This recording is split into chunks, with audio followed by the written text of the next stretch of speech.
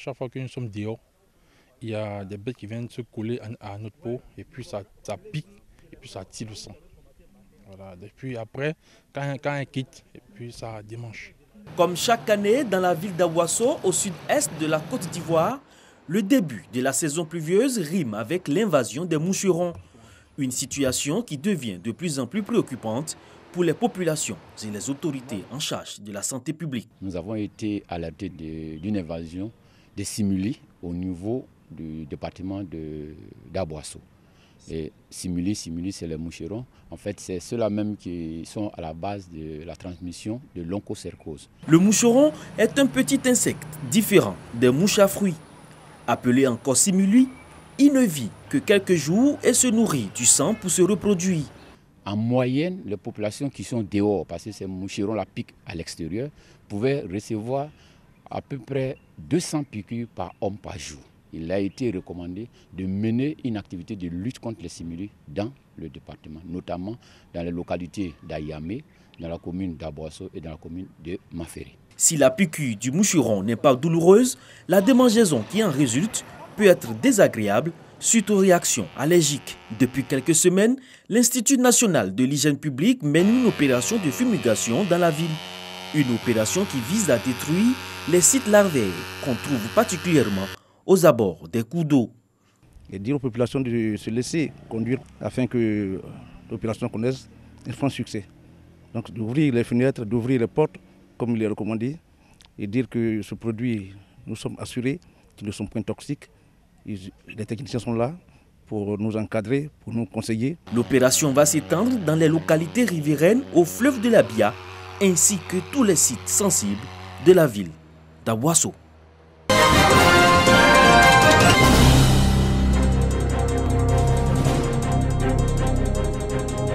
Tiébissou, ce sont déjà 6 000 producteurs identifiés pour 5 000 hectares et 49 000 tonnes de manioc.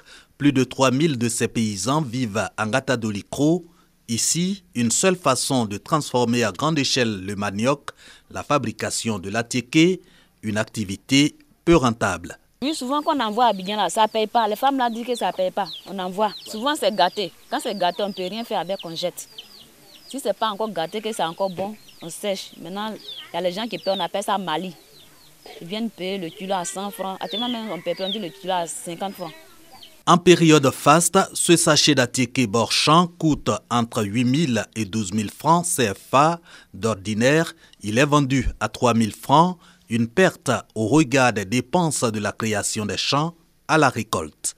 Un carré là, si c'est toi qui déterres, c'est 20 000. Mais si c'est eux-mêmes qui vont déterrer, c'est 15 000. Bon, ça ne nous arrange pas, mais on a fait comment? On n'a pas l'autre activité si ce n'est pas ça.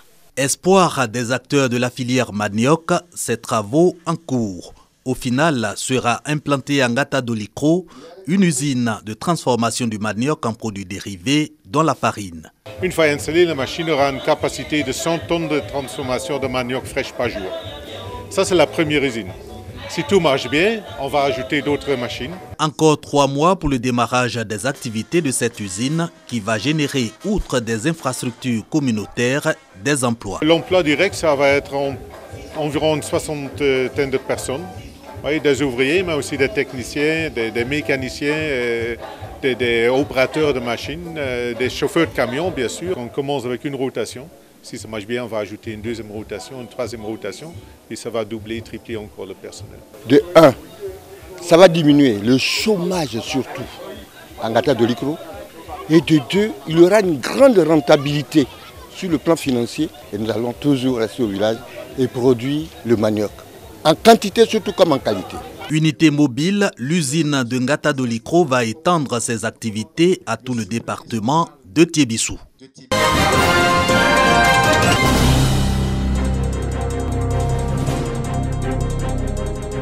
Ils sont au total 110 malades venus de tout le département de Kong qui viennent de se faire opérer gratuitement de l'hernie, de l'hydrosol et de l'appendicite. Une action sociale de l'équipe municipale soutenue par le ministre des Affaires présidentielles, Téné Birahima Ouattara. Des patients qui étaient loin de pouvoir se prendre en charge, pour qui recouvrer la santé devient un bonheur. Actuellement, nous sommes tous émus. Toute la population de Kong sent ethnies confondues, tous ont bénéficié en tout cas de cette opération que monsieur le maire a voulu bien mener. L'hôpital de Kong est désormais à l'abri des coupures d'électricité.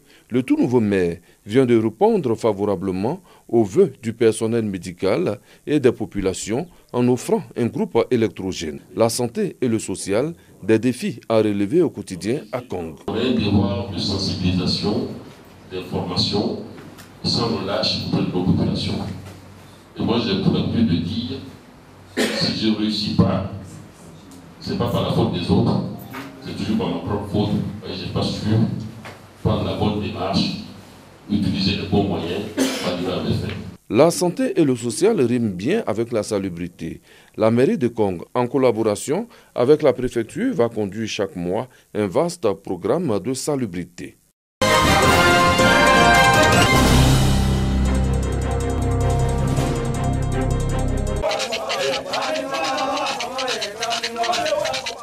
Soutien des membres pour des activités génératrices de revenus, réalisation d'activités agropastorales, des soins médicaux traditionnels au profit des populations.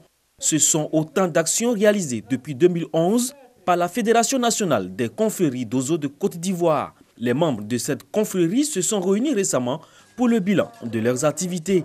Occasion pour le président de la FENACODOSI, Sori Dosso, d'inviter ses confrères à être des acteurs de paix et de développement. Mes chers parents, ici la Côte d'Ivoire est un pays d'accueil, comme l'a dit Papa Oufoué, père de la nation de la Côte d'Ivoire. Un des hommes modèles pour la Côte d'Ivoire, comme l'a dit le Papa Oufoué, c'est le comportement qui approuve cela. Les membres de la Fédération nationale des confréries d'Ozo de Côte d'Ivoire entendent poursuivre leurs actions de sensibilisation pour la cohésion sociale en Côte d'Ivoire. Cette rencontre de la confrérie d'Ozo a enregistré la participation de plus de 900 délégués régionaux.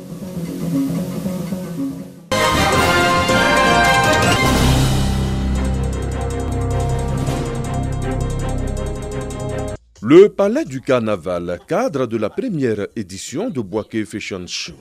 Un événement panafricain qui a pour objectif de promouvoir et faire de Bouaké la capitale de la haute couture en Côte d'Ivoire.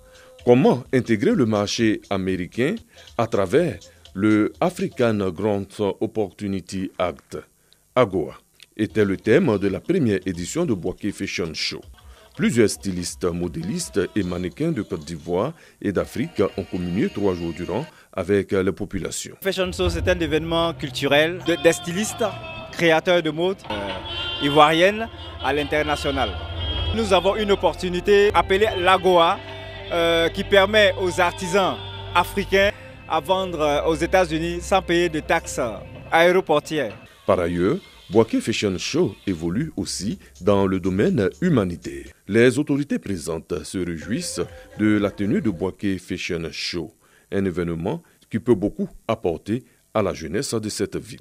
Les spectateurs satisfaits de la rencontre. Rendez-vous l'année prochaine avec plus d'innovation.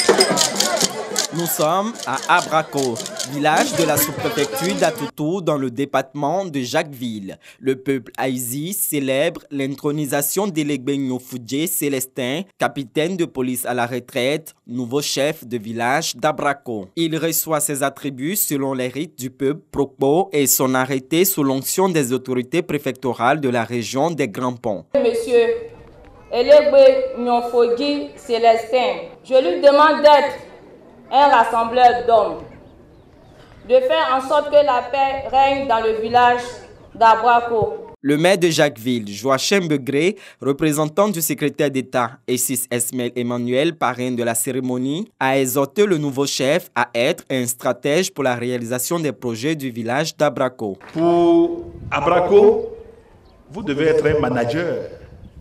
C'est un chef manager qu'on veut maintenant. On ne veut plus les chefs à l'ancien. La priorité de vos priorités doit être le développement du village d'Abrako. L'intronisation d'Elegbe Célestin, 6e chef de village, sonne comme un nouveau départ pour Abrako. Cette localité de 3000 habitants possède de nombreuses potentialités. Balade lagunaire, spécialités culinaires et danse traditionnelle.